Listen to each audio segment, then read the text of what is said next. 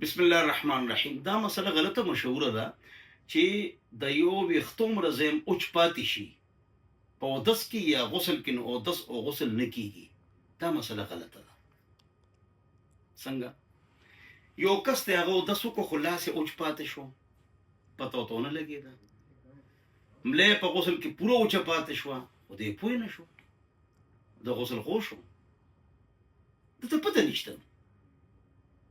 نو دا مسله دی غلط په ذهن کې موجود نه، شل بالټي په ځان اړای ټولې وب بربادي کی.